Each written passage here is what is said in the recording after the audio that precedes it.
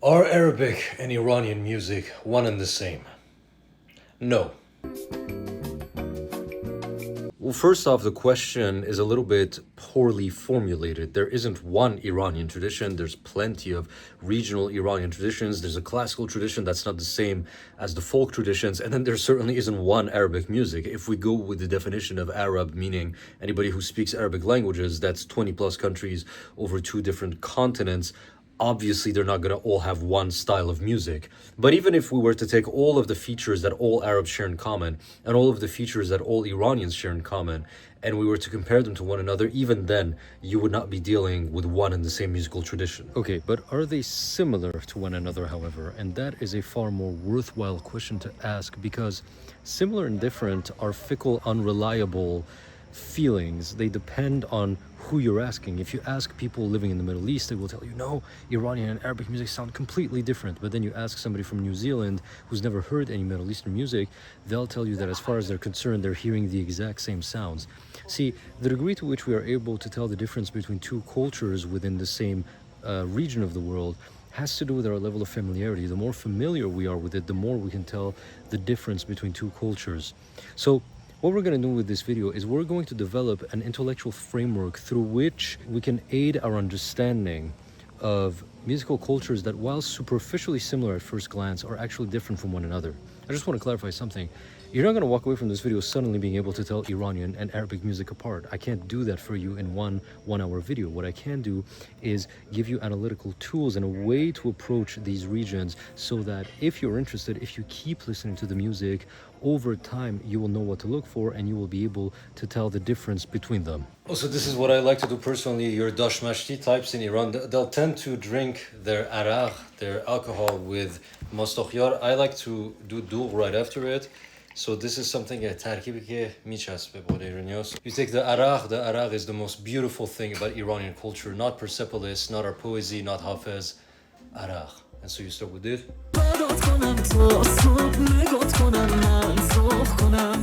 Then wash it down with some dugh. What? Iranians drink alcohol? Are Iranians not religious? Westerners have so much to learn about us. Well, this is what this video is about, so let's get started. So the first concept that we have to cover is the concept of the mixed race effect. The mixed race effect is the psychological phenomenon in which, when we are not used to look at a certain phenotype or a certain racial type, we tend to think that everybody within that phenotype looks like one another more than they actually do, sometimes going as far as saying all Asians or all white people look the same to me. This psychological phenomenon is not strictly limited to race. It applies to pretty much anything. So for example, people who listen to a lot of metal music and its subgenres will tell you, thrash metal sounds very different from doom metal, whereas somebody who doesn't listen at all to any metal, they'll think that it all sounds the same, and for the life of them, they can't tell one subgenre apart from the other. Or another example would be architecture, one of my favorite examples. I, for the life of me, cannot tell the difference between Korean, Japanese, and Chinese historical forms of architecture. I can't tell the difference between them. My experience of reality, as far as looking at them, it tells me that they look the exact same. Or language families are another good example. Slavs will tell you that Bulgarian sounds nothing like Russian and Polish doesn't sound like Serbian, but non-Slavs will tend to tell you that all Slavic languages sound just like Russian and they can't really tell the difference. I know a lot of people who, when they hear Polish, to them it sounds literally identical to Russian and they cannot tell the difference. And this is where we come back to the idea that different and similar are subjective and they're based on our level of familiarity with a certain concept. The more you listen to Slavic languages, the more you will be able to pick up the individual differences that distinguish them from one another. Węże, wąż, wąż, węże. I don't doubt the sincerity of people who say that to them Polish literally sounds exactly like Russian.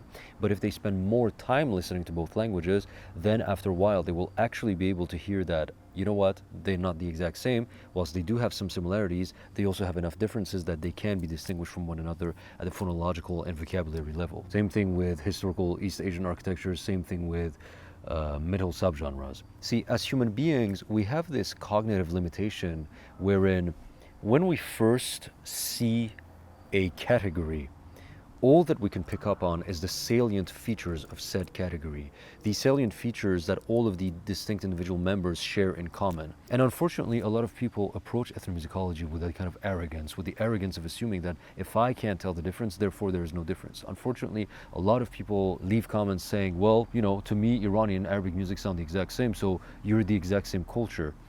These kinds of people are extremely arrogant in that they are severely underestimating the limitations of their own cognition as Homo sapiens. As Homo sapiens, our cognition is fraught with biases, with limitations. Our perception of reality is not reality. The way that we perceive reality is a mere oversimplification of reality itself that is fraught, again, with a lot of biases, a lot of cognitive limitations, and one must be wary of these cognitive limitations when dealing with other cultures at the ethnomusicological level. So are Iranian and Arabic music similar? It depends at what scale you're looking at. Are you looking at the regional scale? Are you looking at the Middle East? At the level of the Middle East, no, they are not similar musical cultures. But at the planetary level, compared to all other musical cultures, yes, they are absolutely similar. Again, similar and different, always relative. You always need a sort of a point of reference in terms of scope and scale in order to formulate statements like these. But that's why those kinds of statements, similar or different, they're very difficult to communicate with, and they're often meaningless. So instead of thinking in terms of are they similar or different, it is far more helpful to think in terms of are they connected in terms of musicological features? Do they have fundamental musicological features in common? And the answer there is yes. So they are similar to one another in the same sense that Russian and American music are similar to one another. Now, if you're a Westerner, you might say to yourself, well, they're completely different. Well, again, they share the same fundamental features of belonging to the same category of what we would call the Western tonal harmonic tradition, but they are individually distinct members of that category. This leads us into the second chapter of the video, musical provinces and musicological categories. 20th century musicologist Kurt Sachs used a term in his writings that I find extremely helpful when talking about ethnomusicology. The term he used was musical provinces. What does he mean by musical provinces? He means regions of the world where all of the distinct individual musical traditions share the same fundamental musicological features to the point of being taxonomized within one broad category that they share together, a shared family of related musical systems. In more plain terms, think of it this way. We can all recognize, even though you may not be musically literate, even though you may not put your finger on why, and you may not be able to say in music theory terms why, everybody can agree that Turkish and Arabic music cluster together in terms of similarity with one another far more than they do with Korean and Japanese music, and that Korean and Japanese music cluster together far more than they do with French and German music. What we are looking at here are musical provinces, the ones that Kurt Sachs talked about. French and German music are part of one broad fundamental category of music with one another, one musical province. They share the same fundamental musicological features despite having individual differences that make them distinct within that category. The same applies to Turkish and Arabic, or Iranian and Arabic, or Greek and Arabic music. All of these traditions, the reason why people listen to them and they say, they sound similar, is because at a fundamental level, they are individual members of the same musical family. And the thing is, when people formulate evidently ignorant statements like Serbian music sounds kind of Arabic or Greek music sounds kind of Arabic,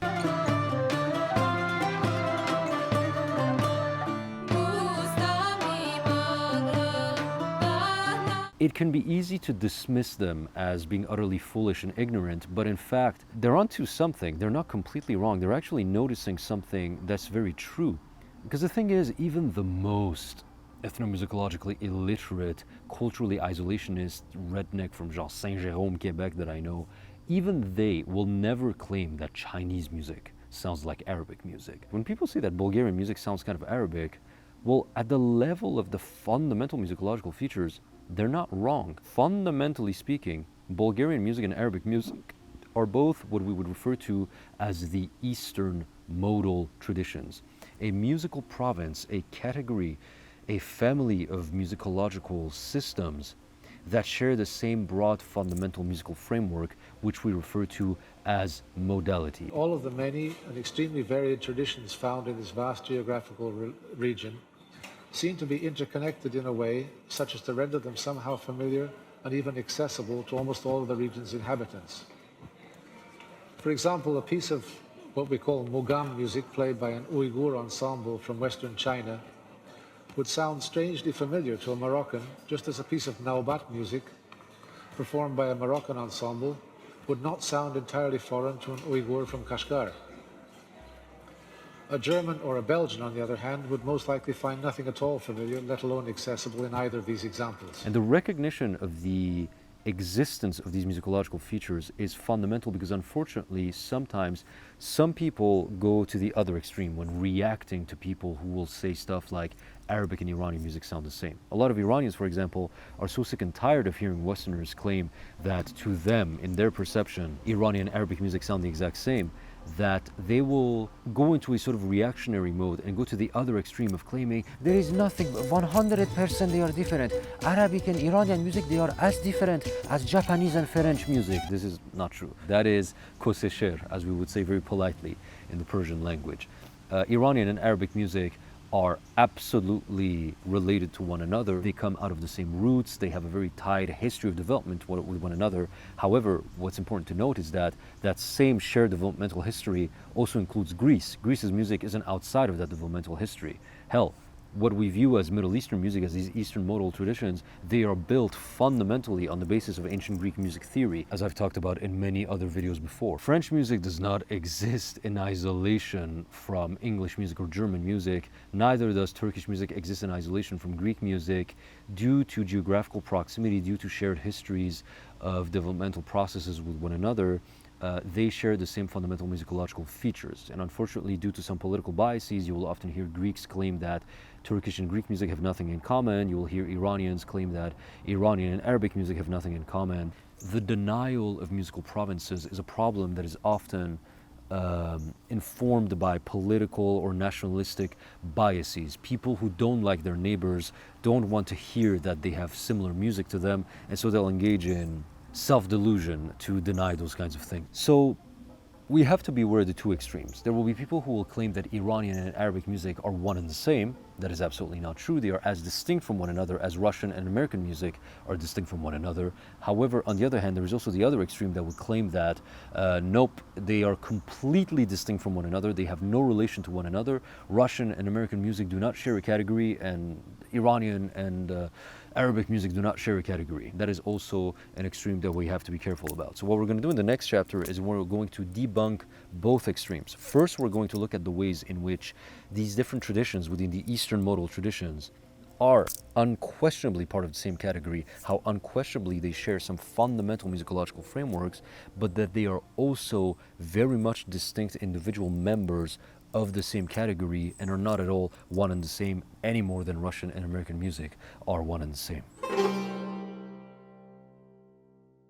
So now what we're going to do is we are going to look at a few practical examples of musicological components that make the Eastern modal traditions a veritable musical category, and then we are going to look after this at the individual differences in individual members of the Eastern modal traditions in order to understand better how to differentiate them from one another. So we have to think of it as a Venn diagram. With the Eastern modal traditions, you have a Venn diagram, and you have the center of the Venn diagram, which is universal components that all of these individual traditions share in common, and then you have, in the more external regions, musicological components that are more specific to some of those individual cultures that give them their individual differences from one another. So let's start with the center of the Venn diagram. What are some of the musicological components that are universal to the modal sound, that are the reason why when people hear Serbian music, they can detect that it has similarities with Arabic music? The primary aspect of modal traditions is that they are a horizontal monophonic tradition. What does that mean? This means that they're not vertical in nature. An example of vertical musical tradition would be the Western musical tradition. Western music is built on the stacking of individual vertical layers. So for example, you have a main melody, somebody once told me the world is gonna roll me, and then you're gonna have a bass line, dong, you know, that goes under this, and then you have the chord progressions on the guitar going like this.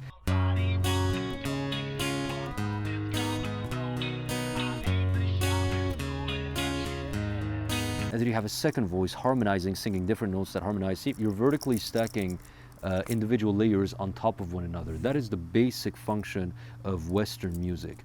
Modal traditions, on the other hand, are entirely, or almost entirely horizontal, which means that you have one melody and all of the complexity of the musical language will happen horizontally, at the horizontal level. You're not going to stack a bass line, you're not going to stack chord progression and everything. The whole music theory and the whole musical idiom is about developing it at the horizontal level. If you're going to develop at the horizontal level, what do you do? How does that express itself? How do you complexify a melodic line? Well, the first thing is you articulate that melodic line, which means that you're going to ornament it, basically. Let's look at the singing, for example. When Serbians sing, when Bulgarians sing, when Greeks sing, when Iranians sing, when Arabs sing, when Turks sing, what do they all share in common?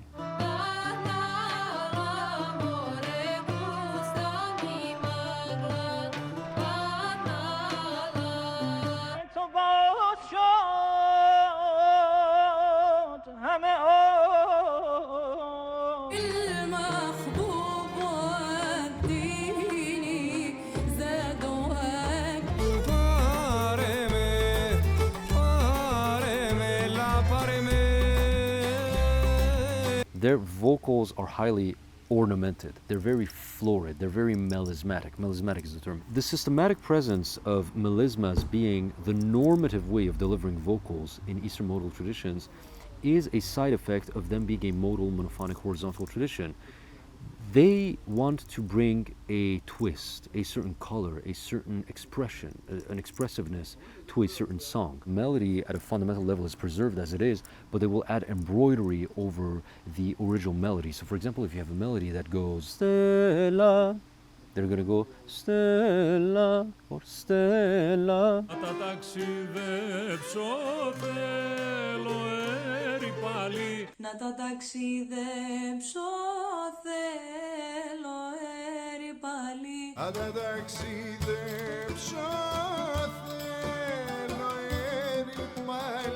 Because those musical traditions do not think in vertical terms, because they operate on the horizontal plane, it's the horizontal plane that they're going to interact with. And this translates itself into the Western mind as ornamentation. The reason I use ornamentation, quotation marks, is because it's not really ornamentation the way that we think of it. We don't view it as ornamentation because for Westerners, ornamentation is like, oh, it's an optional thing that you can do, but it doesn't change the melody. For us, it's like, if you don't do those, it makes absolutely no fucking sense. So for us, it's not really ornamentation, it's more music. That's how you sing. In the Eastern modal traditions, you look at how the vocals are sung. It's similar to how we sing the vocals, right? So if I were to go like Me kalese mi archondisa galani galaziani, it sounds off. It sounds a little... That's not the song. Did you listen to his reaction? His response was, that's not the song. Whenever I do the same thing with Western musicians, that is musicians from the tonal system, and I sing them a modal song without ornamentation, what they'll tell me is, okay, that's a less ornamented, that's an unornamented version of the song. But when I do it with Dimitrios, who's Greek, his response is, that's not the song. This response is brilliant because it illustrates perfectly how modal musicians conceive of music versus how tonal musicians conceive of music. When you sing them one of their songs without the ornamentation, their response isn't, oh, it's less ornamented, it has less... No, it's just, that's not the song. You're just sitting the note and then that note and then this note and then this note.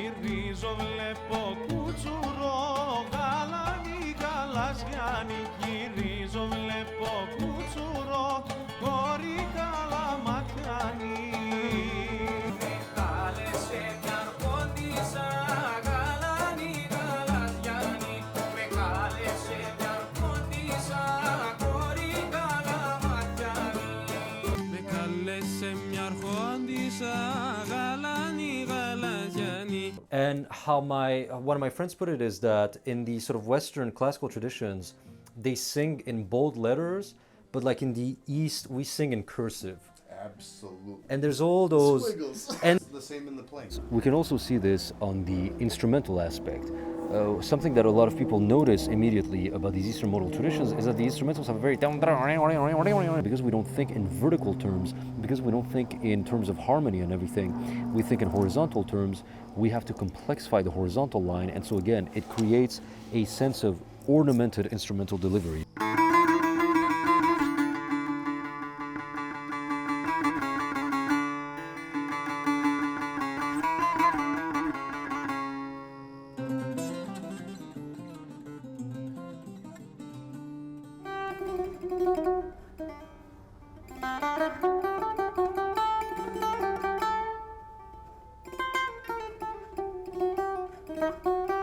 Rarely do we tend to play our instruments like this.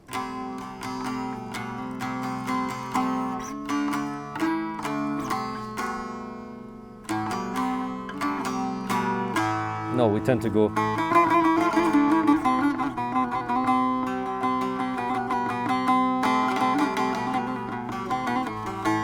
That is like one of the most famous, like, basic aspects. And this is something that you will find across these Eastern modal traditions, again, lending them this aura of similarity that some people can't shake off, and therefore they can't tell if it's one tradition or the other.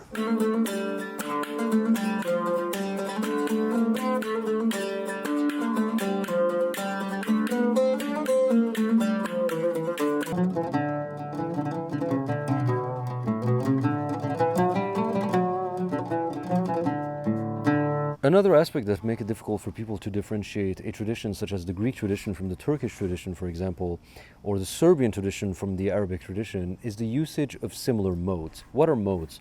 Modes are a specific selection of notes within the octave. If you configure a specific selection of 7 notes, then you're dealing with a mode. So this is a mode.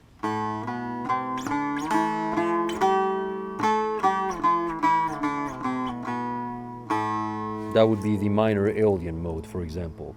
This would be another mode.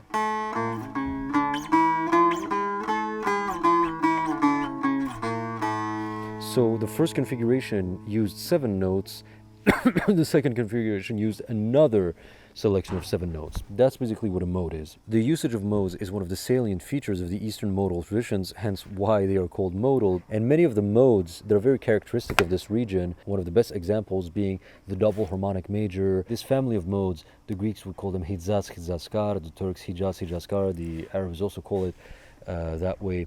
It's this very famous mode that has become sort of the exclusive trope to represent the Orient in Orientalist media. A very famous song that uses 2 of those modes, switching from one to the other, is Misirlu, the Greek folk song.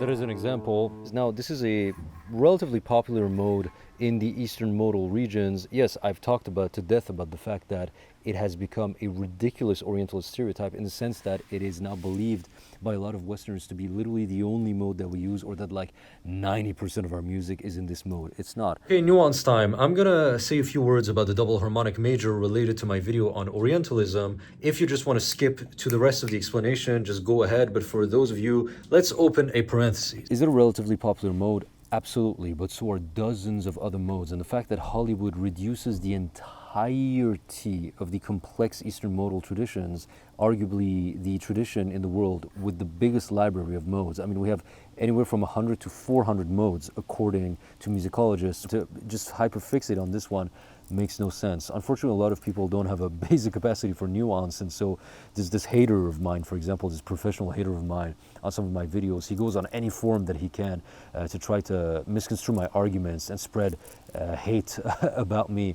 And he says that, yeah, Faria Faraji, he's lying because he's claiming that this mode became an Orientalist stereotype just because Westerners wanted to evade microtonality. It has nothing to do with evading microtonality. All it has to do with is the fact that it was used in the Middle East for centuries. Phrygian dominant Hijaz is by far the mode with the most pieces in it in the Turkish classical musical repertoire. Yes, that is a fact that I have mentioned in some previous videos of mine myself.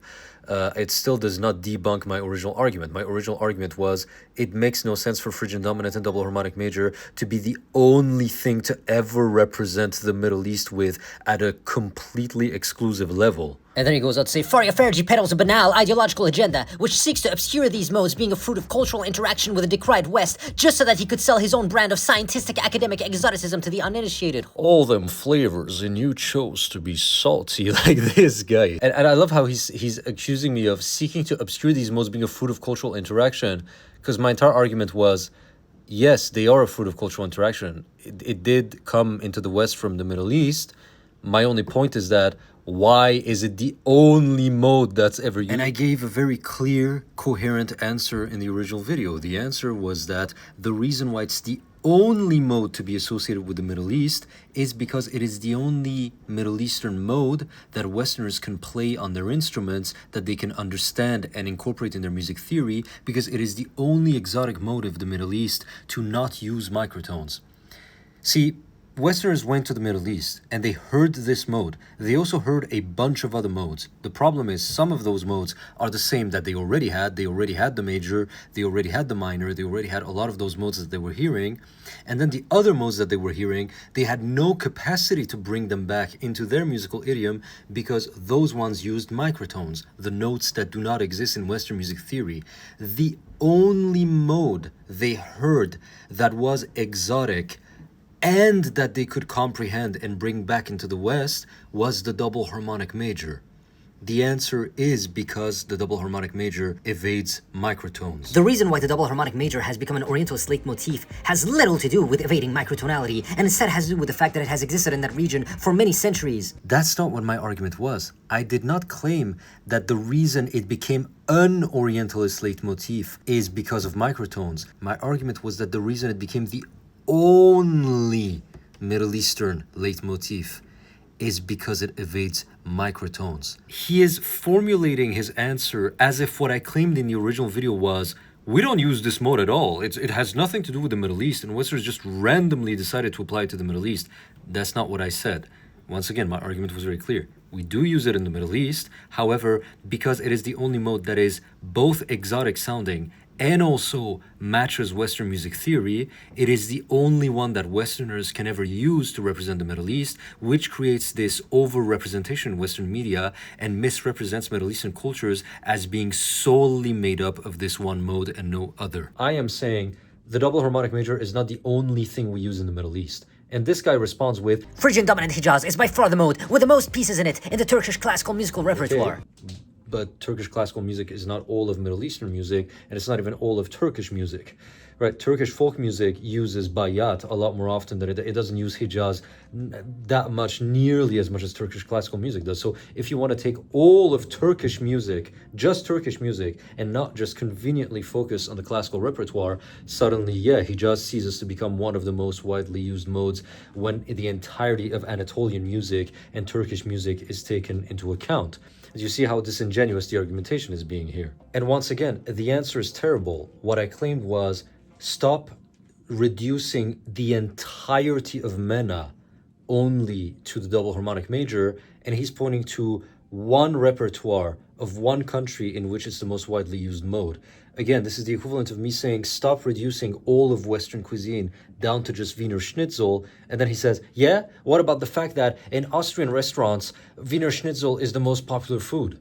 Once again, how does that debunk my argument? Stop reducing all Western foods from Spain to Iceland to Wiener Schnitzel. It's... Faria Fergie peddles a banal ideological agenda, which seeks to obscure these modes being a fruit of cultural interaction with a decried West. Literally, the entire argument surrounding the double harmonic major in the original video was that when Westerners came to the Middle East, the only modes they could bring back were the double harmonic major Hijaz kind of modes, because these were the only Middle Eastern modes they encountered that were compatible with Western music theory. That is literally me stating that it is a product of cultural interaction with the decried West. Some people will choose to be inconceivably stupid and misconstrue your points just so that they can be haters, which is kind of psychologically fascinating if it weren't so exhausting. So I'm gonna reiterate my original point just to clarify. People make jokes now, haha, Fari used the duduk when I upload an Armenian song. Because I get it, it's an inside joke, but there are actually some bad faith people who aren't like really smart who actually write very serious comments going, I don't understand, you said that the duduk is an orientalist stereotype, but then you use it in this song. It's like, it's an Armenian song, the duduk is an Armenian. It's like, do I really have to? So I'm just gonna set the record straight in terms of nuance. Is the double harmonic major a Middle Eastern mode? Yes, as I have stated countless times over countless videos, including the original Orientalism video. All I've said is that it is not as common as Westerners often think it is, because it's the only mode that's ever used to represent the Middle East in Western media. Is it common across the Eastern modal regions? Yes, it's one of the popular modes, but it is not as popular as Western media misleads Westerners into thinking that it is. It's one of the many modes that we use. It's one of the many modes that we enjoy. It's one of the many popular modes that we use, but it is not 90% of our musical tradition or even 50% of our musical tradition. This is a comment on the original Orientalism video.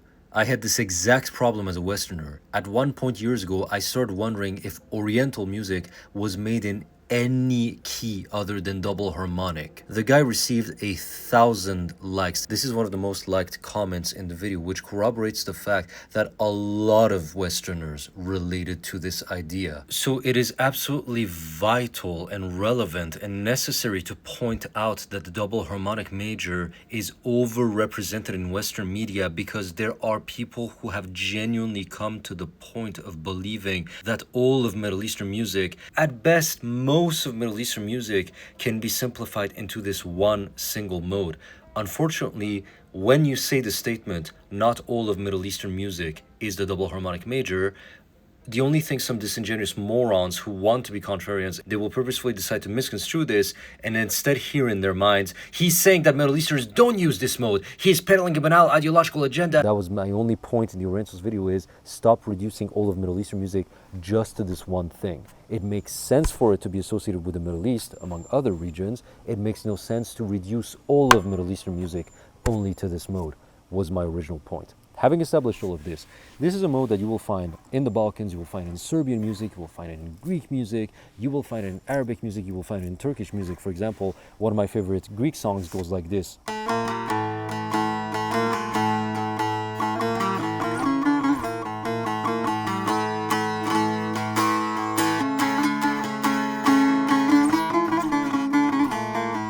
غلنی غلزیانی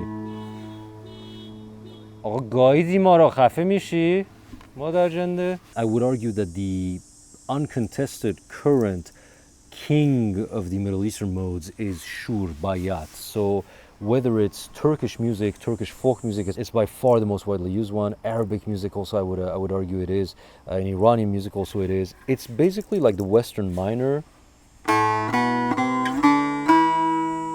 but instead of the second interval being a whole tone of a difference, instead it is a microtone.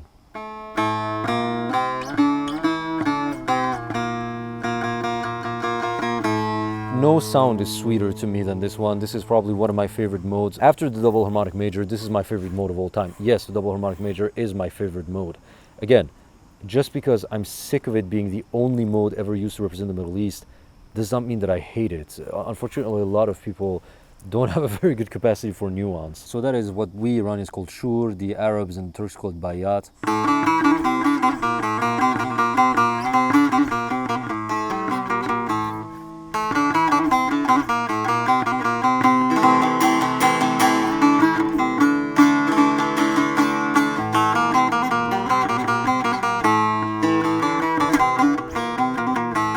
And then there's other modes that we all share in common, like the major, for example, Mahur in Persian, Ajam for the Arabs.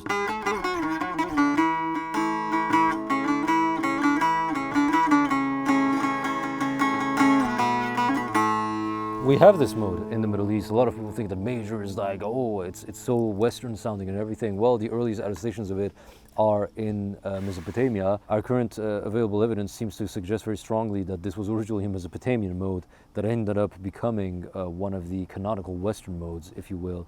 We absolutely have that one in the Middle East. It is very, very popular, again, amongst many, many other dozens of different modes. Basically, simply put, there is a whole library of modes in these Eastern modal traditions, and many of them are shared universally, thereby making it very difficult for some people to tell them apart, because the moment they'll hear a mode like Hijaz Qara, for example, the double harmonic major, which has a very strong association of exclusively being associated with the Middle East because of pop culture, they'll hear that and they'll go, oh my God, Serbian music sounds Arabic. What they're actually saying is, without realizing it, is Serbian music shares many of the same modes as Arabic and Turkish and Greek music. And then of course we have instruments that are shared between these musical cultures, instruments that pop up in most of those cultures.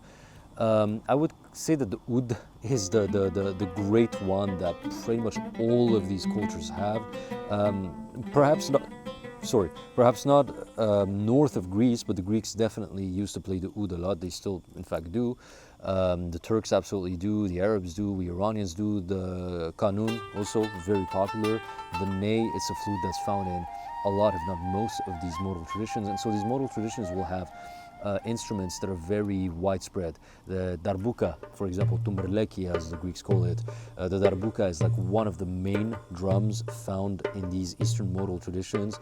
One of those dead giveaways, so very often they'll hear the darbuka in Serbian music, and then they'll hear it also in Arabic music. And so again, why does it sound Arabic? Because Arabic music sounds Serbian, Serbian music sounds Arabic, partially because they have similar instruments with one another. So many of the instruments are shared, and I would argue that oud, kanun, darbuka, ney, those are like some of the most widely distributed instruments that you will find in this broad Eastern modal family of musical styles. And then of course there's the presence of percussions. All of these Eastern modal traditions are defined by the usage, generous usage of percussions. Percussions are a big aspect of most performances of music in those traditions. And so the percussional aspect is found in pretty much all of those cultures, which again lends them a very similar sonority.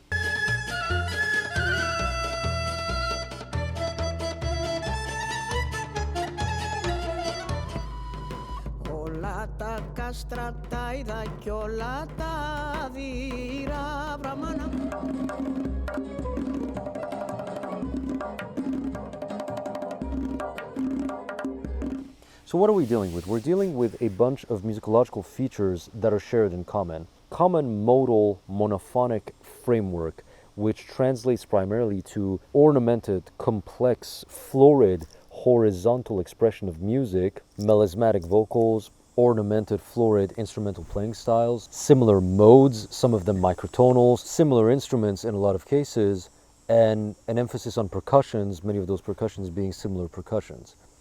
These are some of the musicological features that cause these cultures to be placed within the same category, the same taxonomy of modal traditions, the Eastern modal traditions. They have a shared developmental history, they have a shared history of trade and contact with one another, and are therefore unquestionably part of the same musical family, the same musicological category, primarily, especially based on the fact that they share the same modal, monophonic, makamic framework of horizontal development. The entire basic foundational philosophy is the same within all of those traditions. We have a horizontal development of music based on the florid expression of horizontal melodies rooted in specific modes. Okay, so now having established that these musical cultures are undeniably part of the family, undeniably they share the same musical province, the same fundamental musicological frameworks, why is it then that each of them are individually as distinct from one another as French music is distinct from Italian music, or Italian music is distinct from Russian music? Whilst the fundamental musicological framework, they still have enough individual differences between them at a more detailed level that they are as distinct from one another as Russian is a distinct language from Serbian, despite both being in the Slavic linguistic category. We talked, for example, about the fact that all of them share the same concept of being monophonic and therefore having a high level of vocal ornamentation. That, as a concept, is universal. But whilst the concept is universal, the application is not necessarily universal. If you don't know much about those cultures, initially, you may just be hearing just a bunch of generic ethnic wailing, and you're not able to make any difference. So you hear a Greek doing this,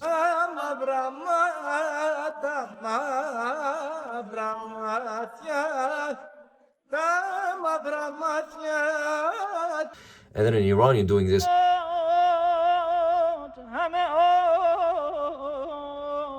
And you're like, it all just sounds like, to me, I can't really tell the difference. You just have to listen more to them, and there's going to be individual distinctions that'll come to the surface more and more. There are different ways in which vocal ornamentations can be applied.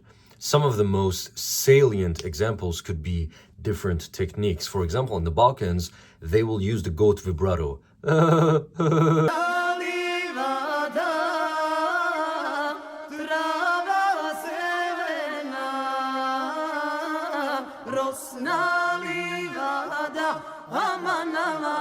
Whereas you won't hear that technique a lot in most Middle Eastern cultures that I'm aware of. I haven't heard it much in Greece either. Or for example, ornamenting the last part of a melody. So if a melody goes, Humatanam, Huhtanam, when I give it to Iranian singers, different Iranian singers who have no contact with one another, the four of them simultaneously will go, Humatanam, Huhtanam. I didn't tell them to do that. All four of them came to the same conclusion because that's just a very established ornamentative reflex that we have in Iran. Whereas Greeks tend not to do that. It would be weird if you took the last part of a melody and did that in Greek music. So if it goes, Kyolatadira, they wouldn't go, Kyolatadira. It's just, I don't know. It would feel, for some reason, when it's Greek music, suddenly it doesn't really mesh that well. Vocal placement and vocal posture is also something that will vary from culture to culture. So Greeks, for example, in their folk singing, they tend to prioritize usually in the head voice. It would be very weird for the Greeks to sing folk songs in the chest voice, because the chest voice is almost aesthetically only reserved for their liturgical music. And I've been to Greece many times. I have Greek friends who are singers. Some of them are psalts, that is, singers of the Orthodox churches. In the morning, they're doing the morning services, and they're going, Iereon podiri katakosmumenos. And then at night in the taverna, they're going, Armenakime kiramu pareme.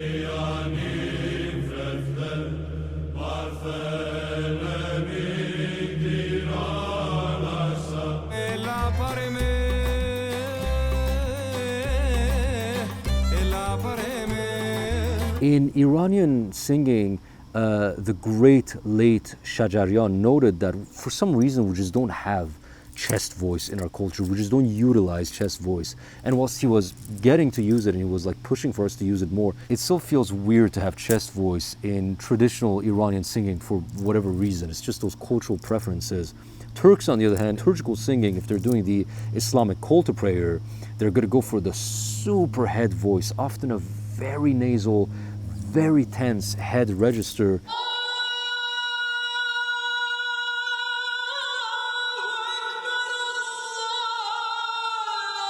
But then when they're singing folk songs are using this deep chest voice that the Turks are very renowned for, both men and women.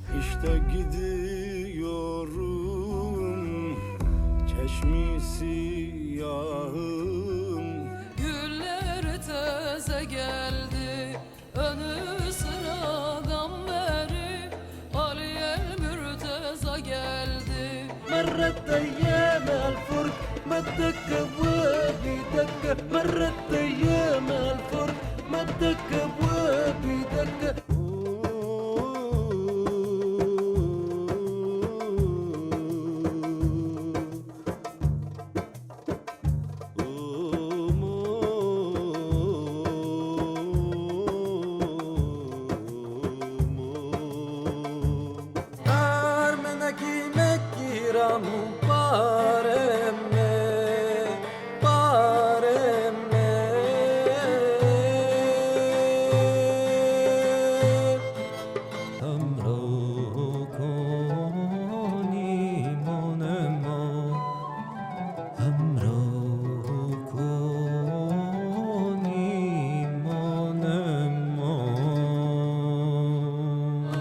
So تار آسمون نقش زمینه وای خدا من گشتر و یارم نگینه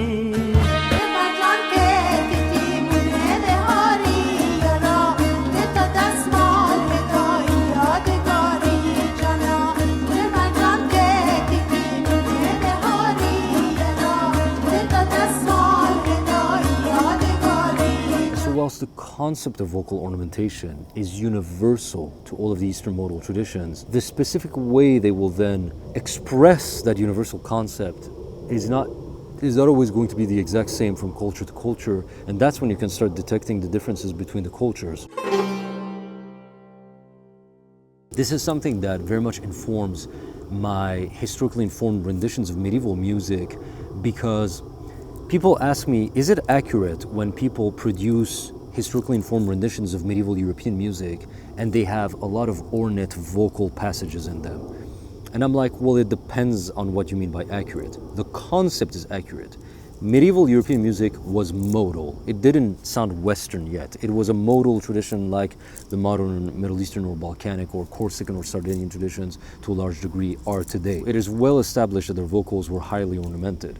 So doing ornamentations on medieval historically informed pieces, the concept of ornamenting them with florid vocals is accurate, but how they would have performed the ornamentations, we will never exactly know. We can't really pinpoint that with a degree of accuracy. So like the concept is accurate, but how to exactly do the vocals, who knows? Because even today in the Middle East, whilst the concept of the ornamentations is universal, how they do it from culture to culture differs, and so we'll never exactly know how Iberians of the 13th century, what exact library of vocal ornaments they used. And so when I'm doing vocal ornaments on Stella Splendens, it's a very approximative maneuver that I'm doing, and my approach has been, because you have some people when they reconstruct, when they do historically informed renditions of medieval music, they're going to take like a modern vocal tradition like Corsican, the way that Marcel Perez does, or Byzantine, and they'll just have them sing that, just like how you do. So you, modern Corsican guy,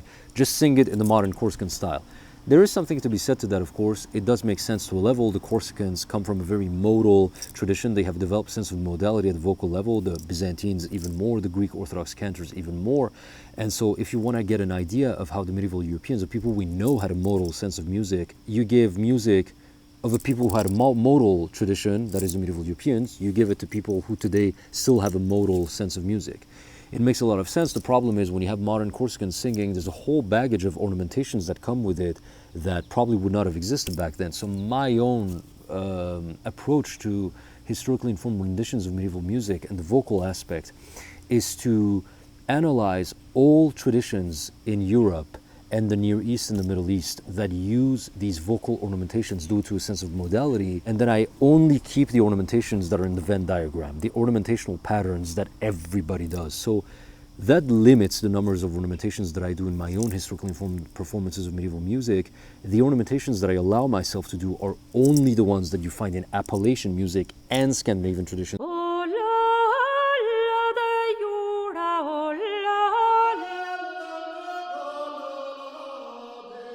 And the Irish tradition.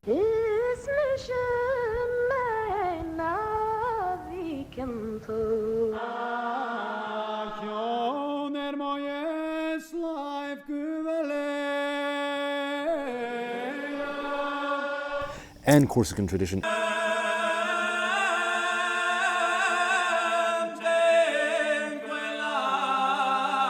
And Sardinian tradition. And Balkanic, and Serbian, and Greek, and Iranian. And also, I have to find at least a few examples of those ornamentations being written down in medieval manuscripts. So the only ornamentations that I allow myself to do are ornamentations that are found in literally every imaginable modal vocal tradition of Europe and of the Middle East. That includes European derived tradition like the Appalachian singing tradition. And then if those ornaments are found in all of those cultures, plus attested in some medieval manuscripts, those are the ones that I sing. So when you hear me singing or other vocalists singing, or even at the instrumental, the kinds of ornamentations that I'm doing in my historically informed renditions of medieval music are only the ones that are like pretty much universal to every possible and imaginable culture, plus also supported by historical data. Of course, the problem with this process is that it's very imperfect. There would have still been more ornamentations sung.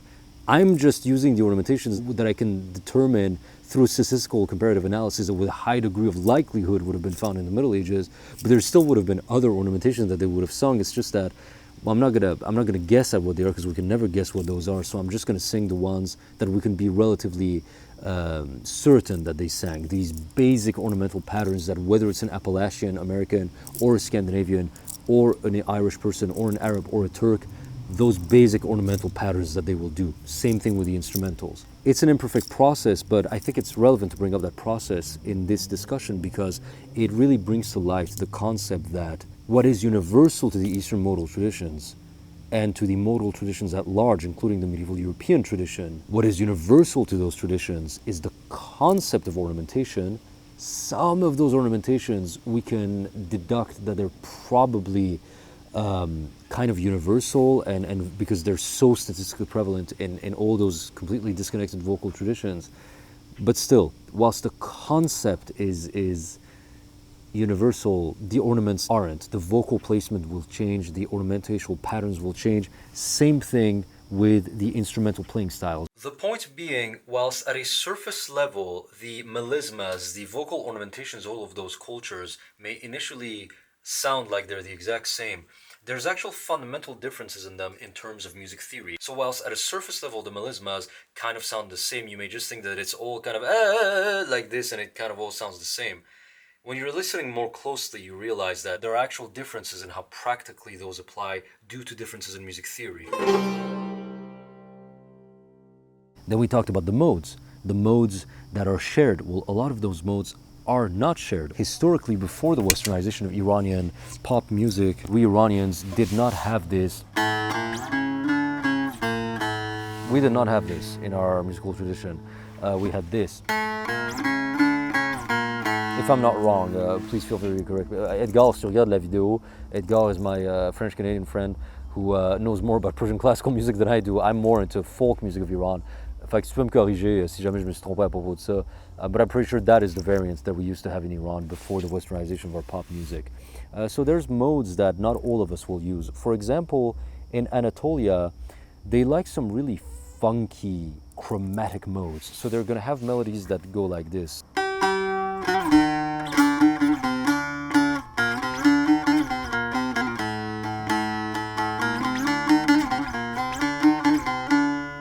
So this mode that they use in Alevi Turkish music of Central and Eastern Anatolia, it goes. So far, it's the exact same tetrachord so far as the shur or the bayat tetrachord that we have in Iran. In Iran, we go. But in this mode that the Alevi Turks use, it goes. We would never do that in most Iranian music. Maybe the Kurds would. Iranians who listen to me doing Turkish songs, which I love, like they don't, what the fuck is going on? Like, what the fuck is this? Like, we would go. That would be the Iranian variant of this melodic motif that you find in some Alevi songs. Or you have this other Alevi song from the Turks.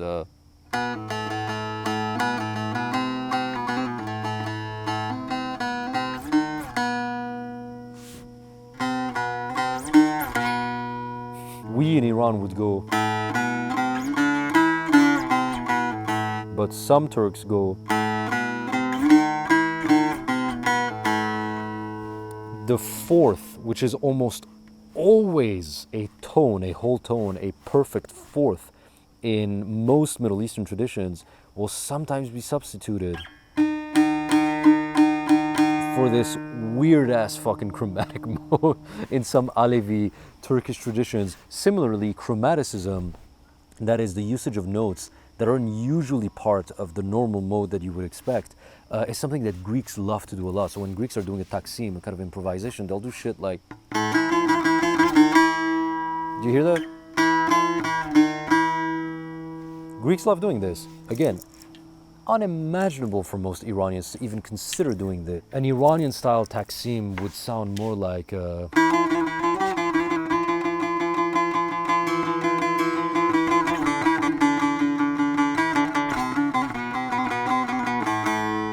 whereas a Greek style taksim will often sound more like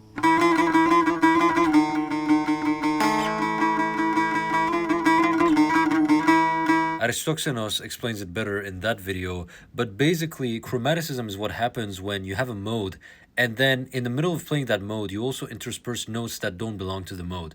So right now the green colored notes are the Dorian mode. If I just play the Dorian mode, I get sort of a normal quote-unquote diatonic sound, but if I start interspersing the notes that don't belong in the diatonic structure, it gives us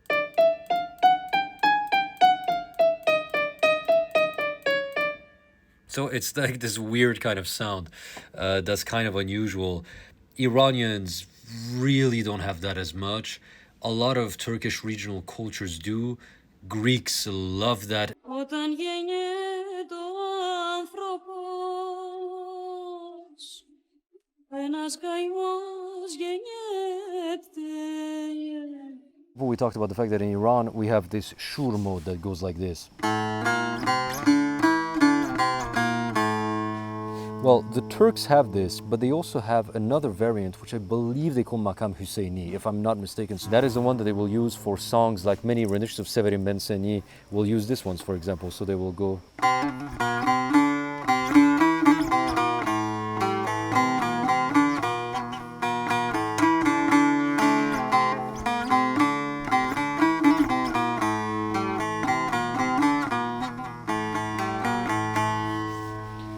So that would be what I believe in Turkish would be termed Makam Husseini.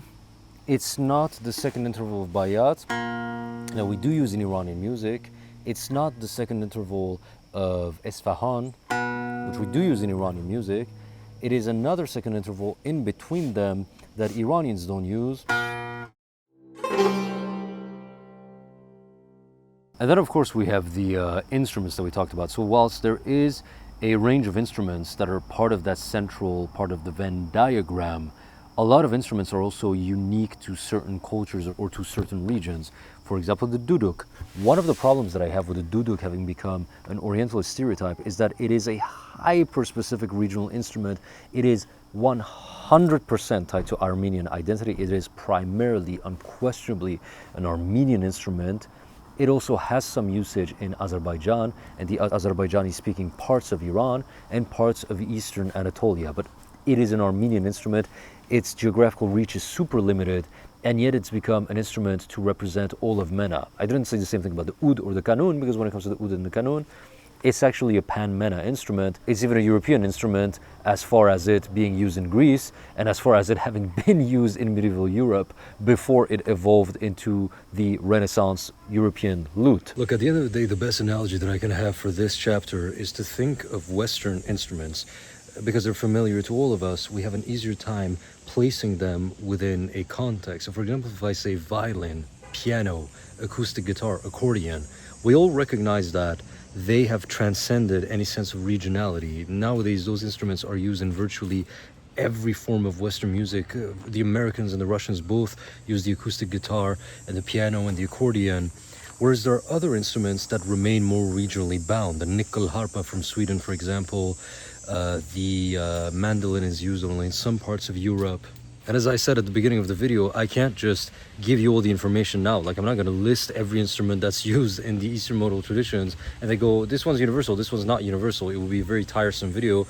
As I said, you know, you're not going to walk away from this video now suddenly being able to tell Iranian and Arabic music if you can't do it right now. This is going to take time. This is going to take basically familiarity. The more you listen, the more you will be able to start noticing the patterns of correlation between certain instruments and certain regions. And so part of the reason why some people will say I can't tell the difference between Iranian and Arabic music is because they're not familiar yet to the point where they can begin identifying which instruments are specifically Iranian and are therefore a dead giveaway of the Iranian sound. But to anybody who knows these musical traditions, they hear this sound and they go, Iranian, no doubt. One of the biggest differences is the percussional patterns that we use, the rhythmic structures and patterns that we use. In Iran, most music is in triple meter, in 6/8 or 3/4. And by far the most universal rhythm of all Iranian music is this.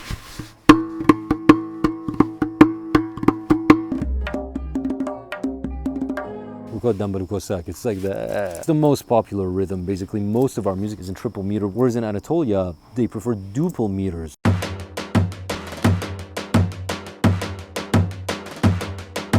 But then also very strange asymmetrical meters like 5/4 or 7/8 and everything. Asymmetrical time signatures that I talked about in this video, the usul video that you can watch for more information. Greeks also love these funky 9 meters and everything. 1, 2, 3, 4, 5, 6, 7, 8, 9, doom, tek, doom, tek, tek, tek, doom, tek, doom, tek, tek, tek.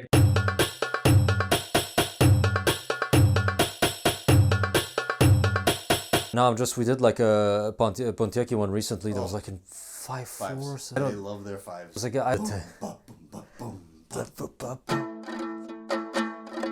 the early Rembetskov, like Rosa Eskenazi and everything, usually have like ta ta ta ta ta. Exactly. Yeah. That's better, yeah. Thrakia, as you said, there's like they hear horses running. So tum takata tum takata tum takata tum ta tum. When you dance in the Epirus, where they have many rocks, you have to put your leg up. So it's tum. That's why it's slow. Yeah. Here, if you dance the sirto, A lot of our melodies in Iran are going to sound like this.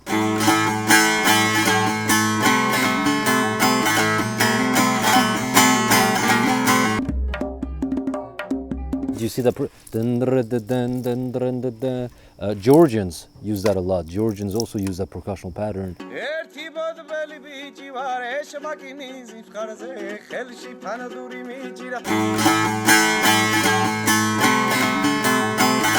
In Khaliji music of the Persian Gulf and the Arabian parts, they do have music in 3, but instead of going, instead they go.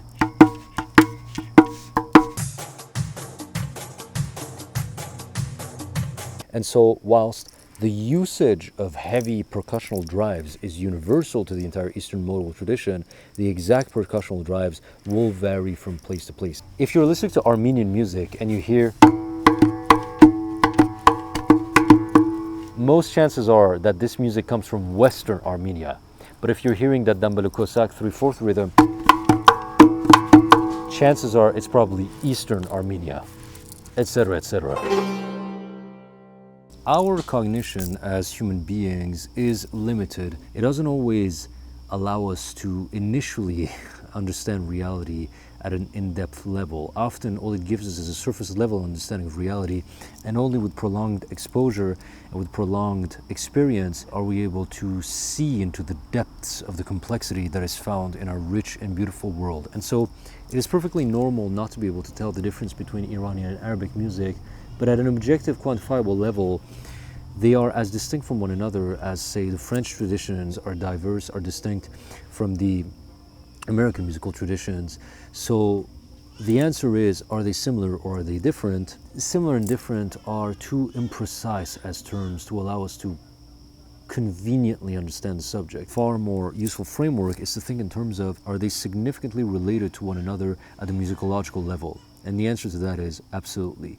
They are very much part of one musical province, the same one that Greek music traditionally was always in, the same one that Balkanic music was part of, the same one that European music, including French and English music, was once a part of before the Renaissance, before the development of the Western tonal system. Therefore, are they similar to one another? Yes, but that does not mean that they are one and the same. So one must not view them as one and the same, and one must also not deny the very observable reality of them belonging to the same musicological category. One last point, I want to comment on the relationship between modality and orientality, because as we have established, these Eastern modal traditions that have an oriental sound to us, the reason they sound oriental is because they are modal. Modality is the basic musicological framework that gives them the sound that they have. What is it that makes people go, Serbian music sounds Arabic? Well, the first thing that we have to understand is, usually when it comes to categories, people will be used to a flagship member of that category, and they will tend to always use that flagship member as the universal reference points. When people don't know much about Slavic languages, when they hear a Slavic language, instead of saying, oh, this has a very Slavic phonology, they'll tend to say it sounds Russian. Usually Russian is the thing that people go for.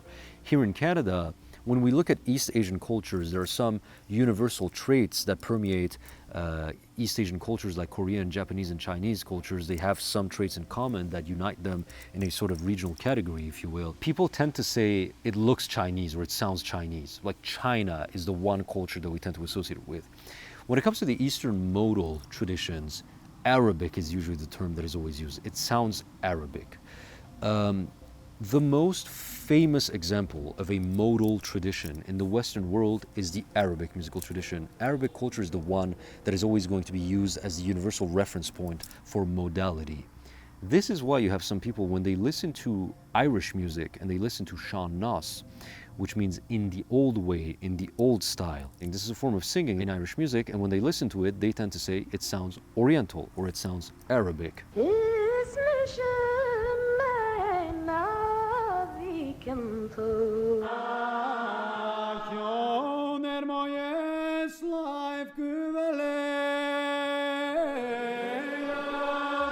Modality as a musical framework is almost exclusively tied to the East in the Western pop cultural mindset, to the point where people have a very hard time accepting that modality is in fact itself a native European phenomenon that is not necessarily due to Oriental influence. The Irish, the reason they sing like this isn't because, as some people have theorized, it must be because they have Arabic origins. I swear to fucking God, there are people who hear the Irish do a few trills like that and they automatically go, must be Arabic origins. Un choc pour vous et pour les auditeurs. Oui, pour les auditeurs, voilà. Donc certains ne se sont pas remis.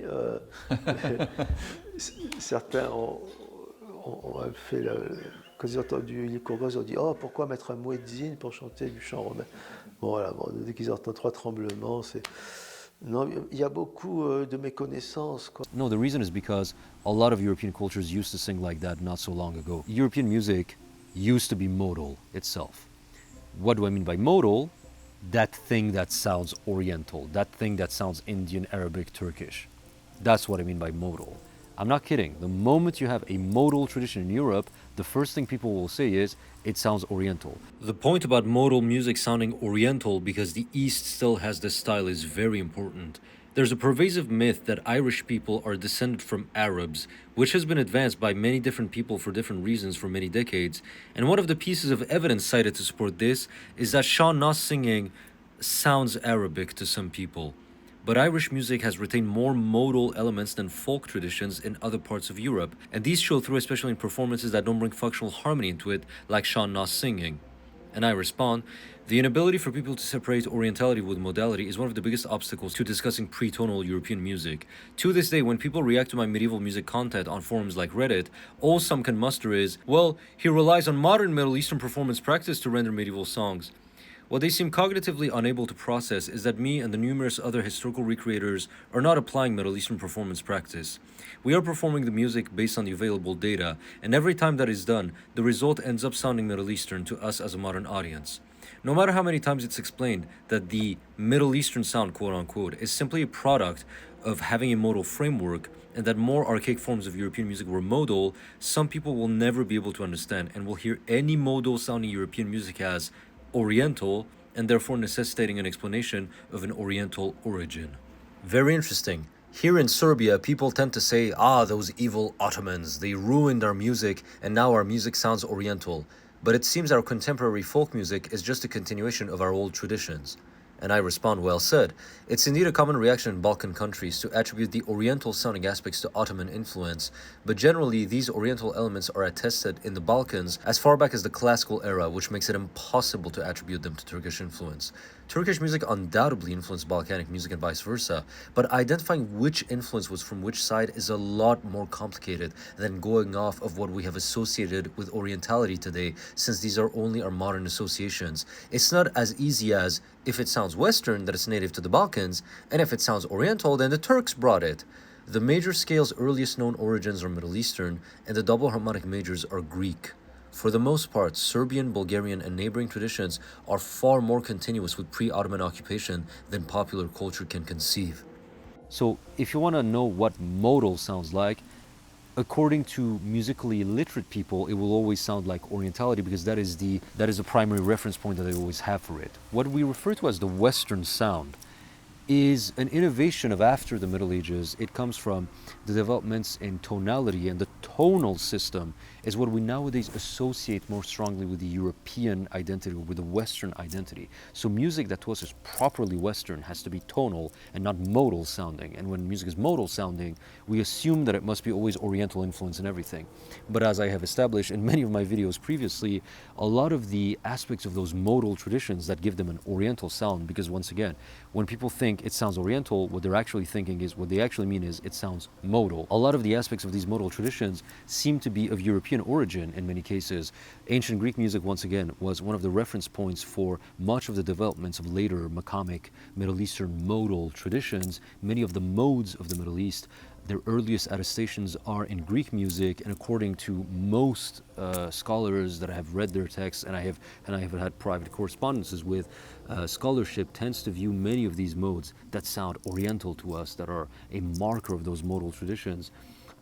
They are pretty confident that they are most likely of ancient Greek origin due to the data that is available to us right now. The Hijaz, the double harmonic, this very sort of Oriental form, is its first attestation, at least, is in the chromatic mode. So we have that tetrachord in the, I believe, Hypolydian. And so there is a possibility that actually this very Oriental sounding tetrachord to us may very well have been of European origin, actually, from Greek origin, and then later entered the Middle East. I think that's right.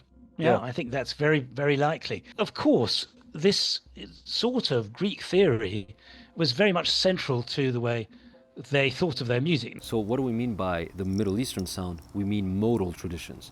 What a lot of people don't realize, however, is that this Oriental sound, which is simply the sound of modality, it used to be the sound of European music not so long ago, which is why a lot of European music and a lot of European-derived music still has those aspects to it.